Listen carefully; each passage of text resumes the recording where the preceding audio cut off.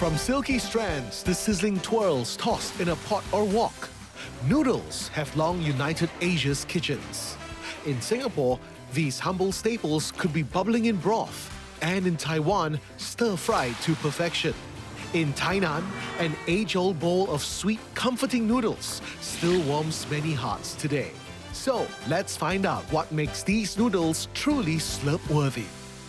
So now that we're in Tainan, one of the dishes we have to try is 鳝鱼意面, mud eel stir-fried noodles. Ooh. And we're very lucky. Right around this roundabout, there's an old shop that's been around for a very long time, and they're still attracting new customers today. And you know what? For what we hear, it costs less than 150 Taiwan dollars, which is just slightly over 5 Singapore dollars, and it's on the Michelin Bib Gourmand list, which means insane value. What a steal. Less talking, more eating. Go. Located next to a roundabout in Dongmen Road, tradition remains at the heart of this iconic institution. 这家店是1970年创立的，我接手27年，我是郭家宏。 Mud Eel Noodles is a local classic with nearly 100 years of history. With its proximity to the coasts, Taiwan once thrived on an abundant supply of swamp eels from nearby waters. Local fishermen then began cooking them into hearty, home-style dishes. Simple, fresh, and full of flavor. It's right here. Let's try this. Okay. All right. 老板你好。麻烦你可以给我们2份那个鳝鱼意面吗？2份，谢谢谢谢。谢谢。哦。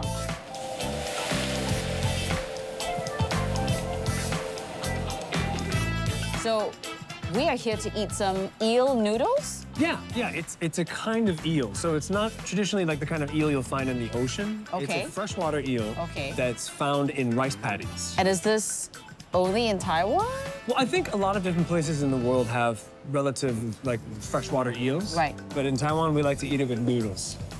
It's true, because I've never had eel with noodles. It's always in a donburi or with rice, right? Right. So this is with a particular egg noodle called yi mian. Yi mian. Yeah, and this place has been around for a very long time. Wow. It's a bit of an establishment, I would say. Okay. So when you come to Tainan, this is the place that you have to go to? I think so, yeah. Okay. Yeah, it's on a traffic roundabout, it's in a busy area. Yeah. People are always passing. Yeah. Let's do this. It not only takes the freshest eels and the perfect balance of tenderness and firmness in the noodles, but also the right amount of heat in stir-frying the ingredients and blending the aromatic flavors of the onions in order to whip up a delicious plate of eel noodles. Hello. 谢谢. Wow. We've got lots of onions on top. We've got some eel with a starchy sauce and some noodles. Wow. Hey, you can smell it.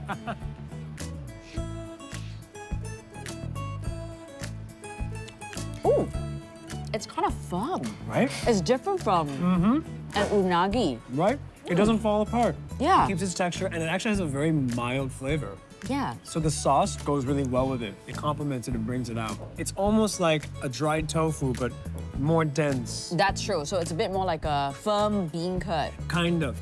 This is a very interesting texture, I must say. The onions are great. Onions are Got a great. bit of crunch to add more sweetness in a different way. I think we need to get a chef out. I think we should. Right? We need to ask him a few questions. Boss, can we have a chat with you? 请坐，请坐。 Hi, please have a seat. 所以这家店是从1970年左右开到现在吗？哎，对。 So, Mr. Guo, you started and joined your dad when you were 20, and now you're 47. At any point in time, did you feel like, oh, I'm going to go out and sort of, try something new or do something different outside? 哦，没有哎，爸爸那个身体不好，哎。 想说就是不要让这家店就这样关起来。那这个意面的味道啊，这鳝鱼意面它的风味有改变很多吗？还是都是？有一点点而已，因为现在人比较不喜欢吃太甜，对。所以我们有稍微做一些改变。这个意面呢，只有台南才有，因为你在别的县市比较不容易吃得到。我们家的意面，我们有跟厂商反映啊，要放一些鸡蛋，所以比较不会那么烂。 所以你们的口感跟外面的意面就会完全不一样。哎，对，比较有嚼劲。古时候就是用勺子放在面里面，然后下去油炸。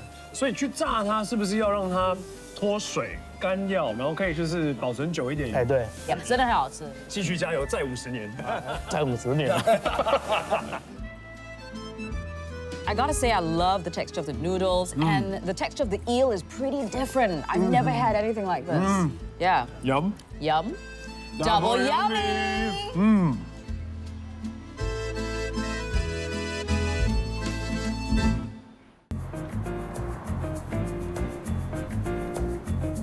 Andrew, look at the gorgeous view from the Singapore Flyer. There's so much to see here. You can see a lot of Singapore, including the Marina Bay skyline. And look at these little buildings. They look like tiny little treasure chests. Oh. They do. And speaking of treasure, today we're unveiling one of Singapore's beautiful treasures, Hokkien Mee. You cannot say you've been to Singapore without having a plate of slurp-worthy, wok hay-filled Hokkien Mee. Stop, this is torture. Let me off. Feed me the meat.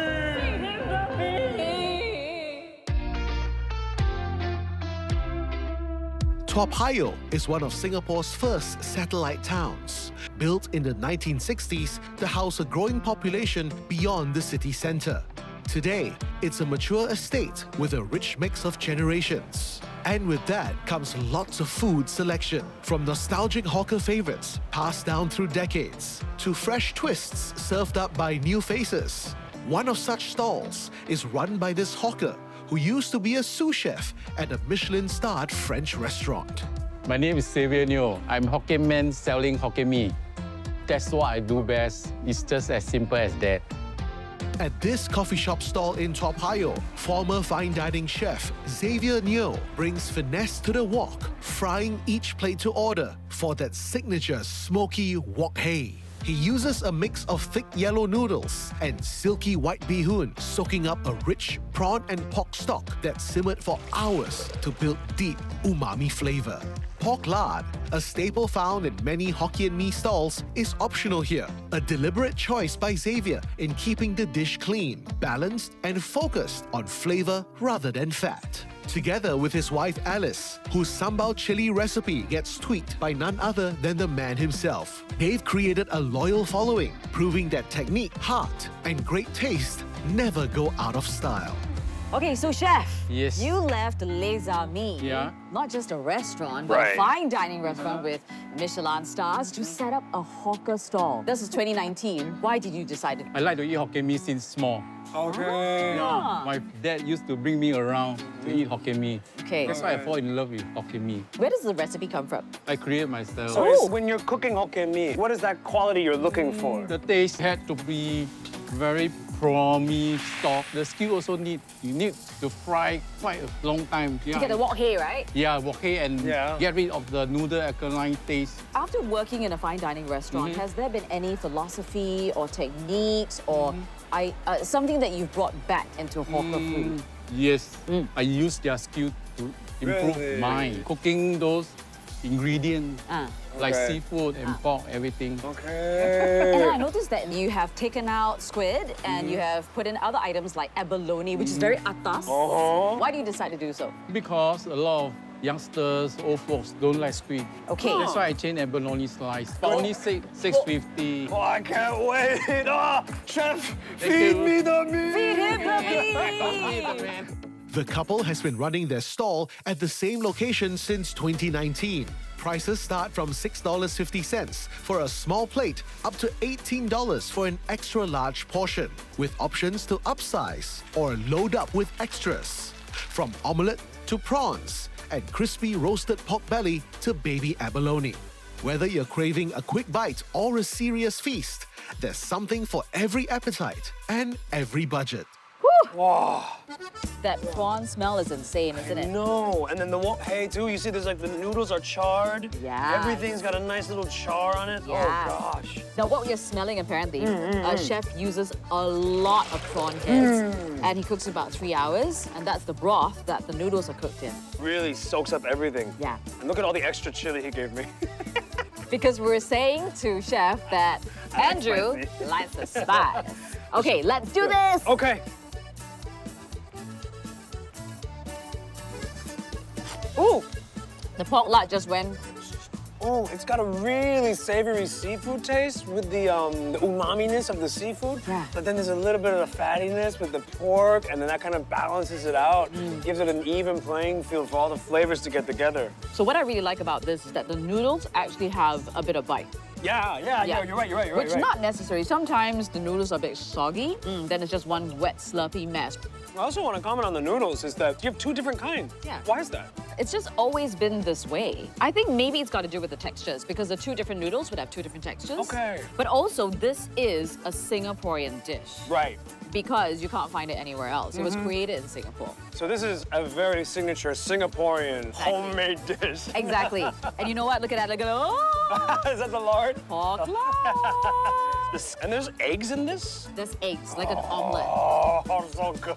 Try the abalone, because abalone, it's very easy to get wrong and it becomes This is old. abalone? Yeah, There's so much. I thought it was squid. I thought this was squid.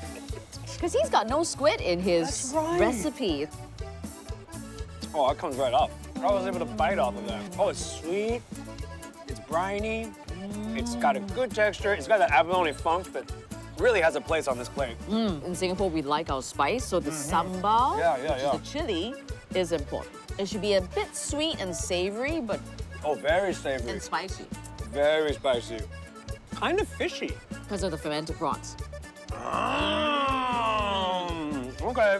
This has got everything that you would want in a good Hokkien prawn mee. It's got the wok hei, it's got the slurpiness, it's got the prawn taste, Yeah. it is amazing. So, Yeah. Andrew, is this yummy? Oh, yeah. It's not just that. You know what it is?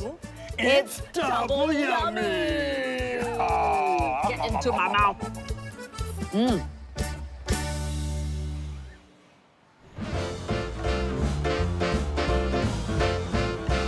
So in Singapore, hawker food is a huge part of our lives. In fact, in 2020, it was recognized by UNESCO as an intangible cultural heritage. So it's really important. Wow, that's amazing. And the best part about it is you can actually live it. You can eat from them. And that's what we're gonna do at our hawker center. You ready? Oh, let's go. Let's go!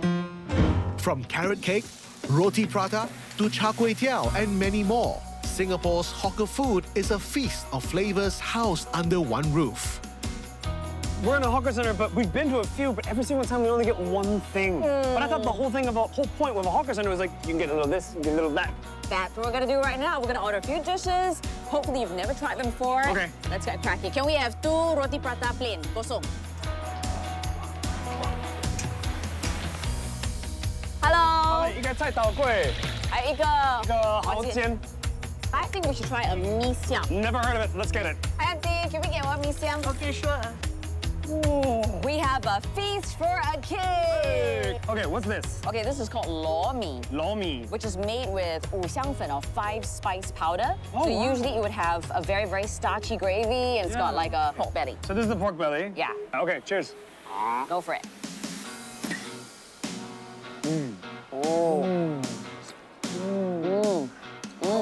This next dish is a Malay dish called mee siam. So the mee is not really mee, it's like a vermicelli. Right. And then it's in this soup that is made with tamarind, so it's gonna be sweet, spicy, savory, but at the same time zing-zangy. Oh, wow. So it's gonna be light and refreshing, but also Yeah. very And warm quite- and filling. And quite tangy. Oh, it's got a nice spice smell, and I smell some tomato. That is a roti prata. So this is an Indian dish. So it's basically like a dough. So it's crispy and it's always served with curry, Okay. which I think is one of my Okay. favorite things to I eat. do love curry. Yeah. I love me some curry. Tear it apart. Oh, did you see Yeah? that? Oh, wow. Oh my gosh. So this is called roti prata kosong. Roti paratha It kosong. means it's plain. Plain. Kosong means plain. Plain. And we have sugar and curry. Yeah. So as a child, this is how I started out. Because as a child, you don't eat spicy food, right? Right. As a child, I would eat roti prata with sugar. So it's like eating bread with sugar. And you could have it with a variety of things. So Yeah. sometimes you can have it prata with egg. So there's an egg inside. So sometimes they put meat It's like inside. it's like a 葱油饼. It is. Or like a 抓饼. This is an Indian plain 葱油饼. Oh. This is the carrot cake. So you have a version of this in Taiwan. Yeah, we have 萝卜糕. which is essentially what this is in its base form. Right. This is very much a breakfast item as Oh, well. but look, yours is like noodles. Yeah, so imagine a baked cake and then they kind of cut it up. They cut it up and then they add the egg. Ours is just one slab. It's like more like a cake. Yeah. This is kueh. This is more like a noodle. But then the egg makes it to be a cake. It solidifies it into a Got you. form and shape. Got you. The egg is the cement that kind of holds it into a pancake. Copy that. Okay, different. oyster omelette. We call this olua in Singapore. Olua. Or ojian. Oh, Jim. So you've got the oysters, Yeah. the big, plump, juicy, fat In oysters. Taiwan, it's a combination of both of their names. It's Oa Jim. Oh, right. Yeah, Oa Jim. Okay. Yeah. But So like, it's- it looks very different. So what do you think about Hawker food, Andrew? Very yummy. Hey, not just yummy, double yummy. Hokkien Mee will be given a fine dining glow-up at this 3 Michelin-starred restaurant helmed by a young chef. Hi, I'm Chef Kevin, and every morning is a new beginning. And my wish for the day is for my team and my guests to leave my restaurant happy and satisfied. Awash in warm wood tones and soft light, Saroja exudes an air of understated luxury. Its spacious yet intimate setting seats just 24 guests, all within an open kitchen where the artistry of each dish unfolds in full view. Chef, wow. What a beautiful restaurant. Welcome. Thank you, thank you. Sorry, I wanted to ask, what does the name Saroja mean? Saroja means lotus flower in the Malay language. Okay, okay. And also, I was born in a street called Saroja. So I wanted, have a restaurant that is an extension to myself. So Saroja, again, like welcoming to my home. I mean, kudos, chef. In the first year you opened Saroja, you won 3 Michelin awards. You also won Asia's Top 50. So why did you decide to choose to focus on Malay archipelago cuisine? Thank you, because I'm from the region and cooking professionally for many years now. I just feel that there's so much still yet to be shared, to be told. What can we do better, and to share a bit of our culture. So, chef, you have been given the challenge of reinterpreting Hokkien Mee, but your focus is on Malay archipelago sort of food. So how have you sort of balanced? Me being a big fan of the flavor, but we're going to use a bit of the technical part of it, hopefully bring the best out of Hokkien Mee. So when you taste, it's a bit familiar. Okay. But we do not forget the essence, the char, Right. the umami, the depth, a bit of spiciness, a bit of freshness coming from that. So what is the one quintessential sort of flavor that you feel defines Hokkien Mee? The most important will be, it has to be the sauce. Or like the broth, seafood broth that binds everything together. Here for my version, again, the broth is the essence. We're gonna make sure that we do not screw that up. How about the ingredients? Like there's always the crispy pork lard, which Yeah. we love. And then there's seafood, right? There's Yes. prawn. Yeah. Is that all coming in as well? In my restaurant, we do not serve lard. So we're gonna stick to that. Why? Because we want to be a restaurant friendly to everyone. Friendly to everyone. Okay, fair enough. So, but lard adds a lot of flavor. Yeah. But we're gonna substitute with some chicken skin, chicken fat.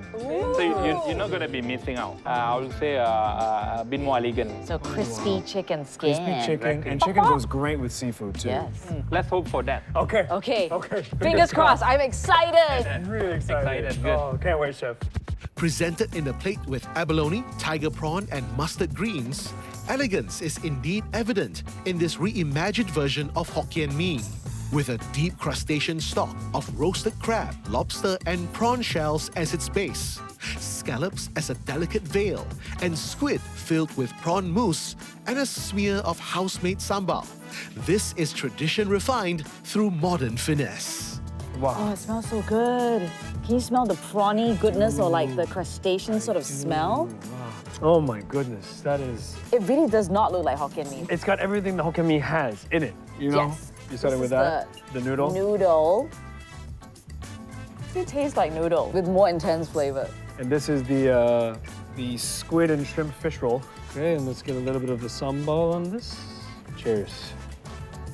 it tastes like that, but like what that's supposed to taste like. You know what I mean? This has so much wok hei or like Yeah. so much char in this. Yeah. And then the sambal too, the spices that going with it, and then the sauce that chef boiled down and rendered down.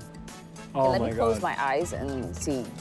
It's a very nice Hokkien Mee with actually more texture. It doesn't have less of that starchy noodles. Yeah, exactly. It's Yeah. like the actual seafood. Everything about this feels like exactly what it should be, but better. Better texture, better flavor, more depth. Really got that harmony of the wok hei and the seafood, the savory and the sweet, everything together. Oh! Sorry, You okay? I just had a crispy skin. Oh! And it was exactly the feeling that I would get when I'm biting into pork lard. Which is like, it was unexpected because I didn't see it and it popped in my mouth. Then I went, and then it let off a burst of that oil. Who knew chicken skin could taste like pork lard? Right. It's got that, with that oil kind of like squeezes out as you bite into it. It made chicken skin taste like crackling. That was amazing. But it still has that kind of, that fragrance that chicken has. Yeah. So it's lighter. Yes. It's not too heavy, Yes. as heavy as lard. Yes. I really have to say I'm completely blown away by this noodle. This quote-unquote noodle. High praise. For me, it's just really confusing my brain right now Yeah. because it's a bit browner than Hokkien Mee usually looks. So visually, I'm like, not Hokkien Mee. Then I put it in my mouth and I close my eyes. I'm like, Hokkien Mee. That scallop noodle is, what a crazy, you're a crazy man. Only a crazy person would do that. A one, two, three, four. Ha ha, Hokkien Mee, made with scallop, not with me. Anyway, yummy. Not just yummy, it's Double yummy. Oh. I'm done. From the sweet and sour eel noodles of Tainan to the deeply wok-kissed Hokkien Mee of Singapore. And then today, Chef Kevin Wong's incredible reinterpretation of Hokkien Mee. It really goes to show that a bowl of noodles is never just that. Exactly. Whether it's me for all or all for me. You know what? I think we can agree that noodles speak a language we all understand. You know what? And it's not just that. It's not just yummy. It's always double yummy.